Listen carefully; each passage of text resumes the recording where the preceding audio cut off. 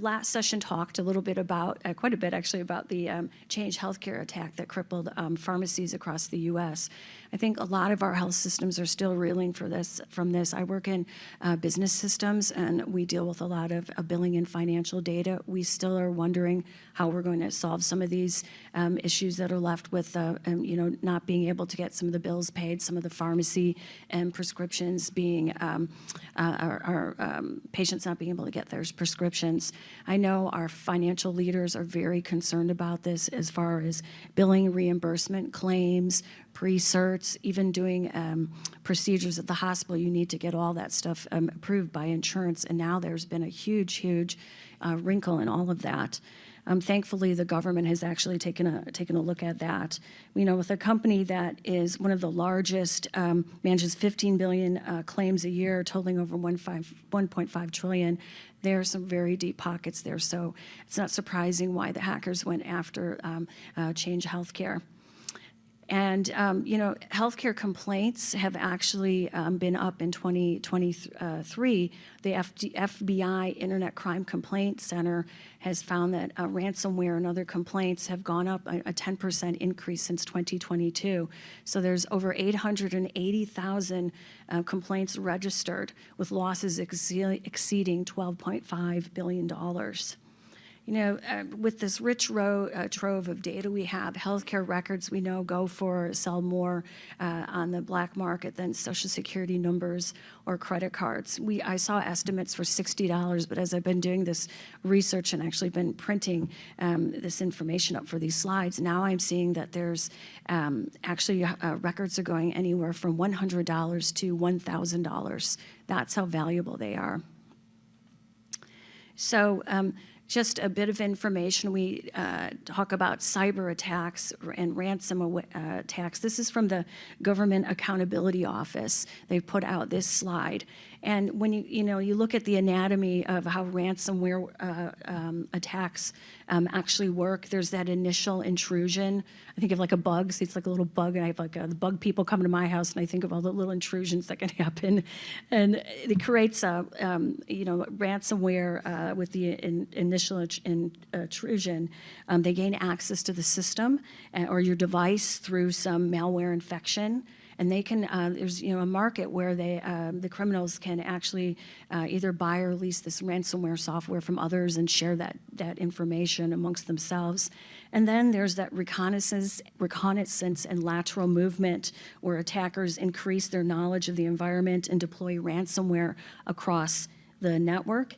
And then the data exfiltration and encryption occurs, where attackers exfiltrate, send your data elsewhere, and lock you out of your own system or your own file or your own device.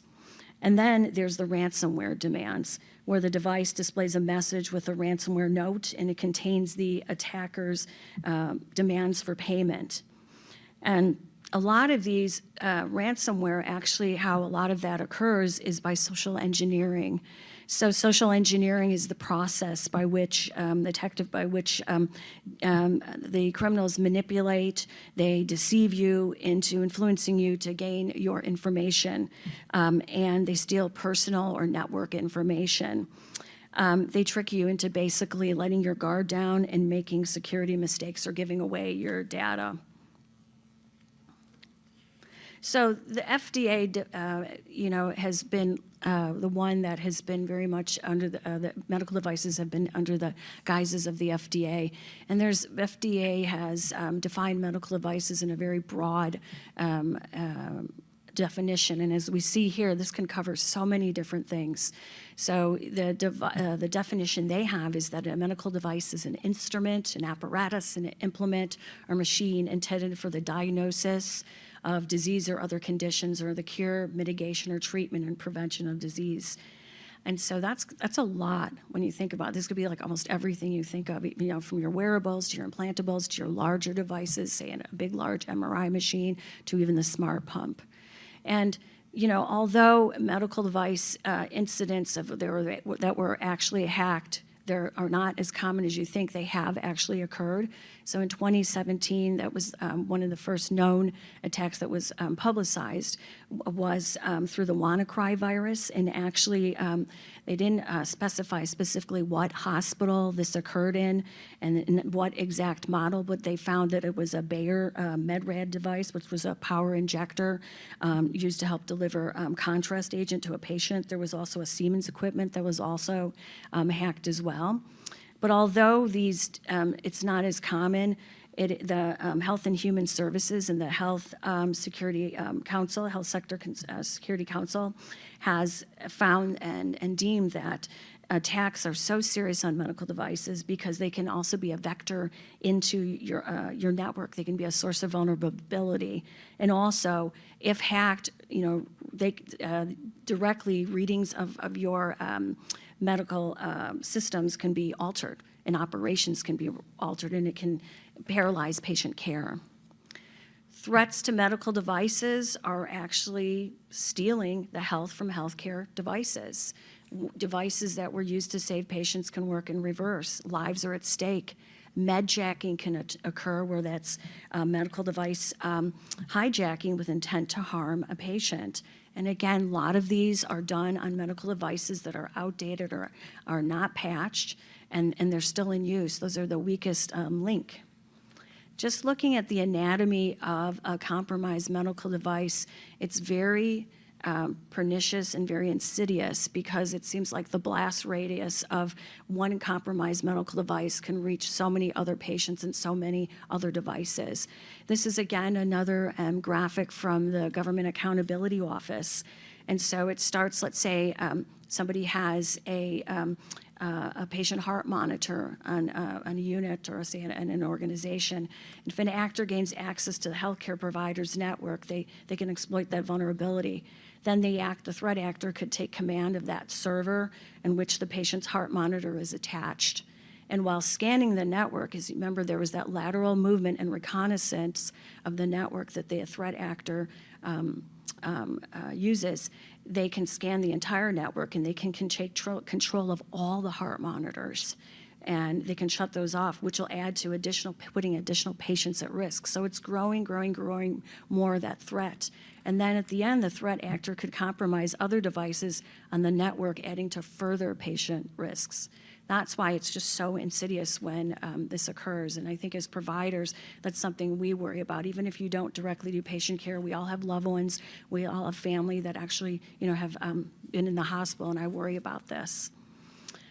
Connected medical devices, those that are on the network, Internet of Things devices, are always communicating with the network, even if they're off. They're always communicating at any given time. They constantly transmit data. You can see on your network what devices are actually on that network, and there is data that, like I said, that's transferred back and forth. And any hospital room can contain as many as 15 to 20 medical devices.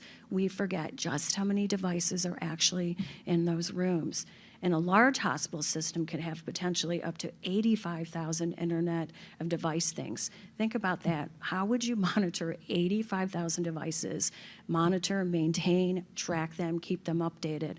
That's what a lot of your clinical engineering folks do. That's a lot to maintain, make sure licensures up, patches. That's why, one thing goes wrong, there could be a bigger issue here. Think of all those devices that could go down. It's also known that in medical devices, they can have as many of 6.2 vulnerabilities for each device. And how do you know if your device has a vulnerability? If the FDA actually has some guidelines on that, some of the CVEs, the critical vulnerabilities and exposures on a device, there's a website that you can go to and look at those and see what devices, what specific models, and what those vulnerabilities are. So your clinical engineering folks are checking all of those CVEs monthly, if not daily, for some of the critical threats to those devices. And most of these devices that are used at hospitals, it's up to 40% that are in use are still at the end of their life. And so they don't receive those regular updates, they don't receive those packages, and some of them actually have, 53% of them have critical vulnerabilities. So when you look at their CVE listings, you'll see, oh gosh, they've scored very high, very red. So those are the ones that your health system, your organization is going to first look to mitigate.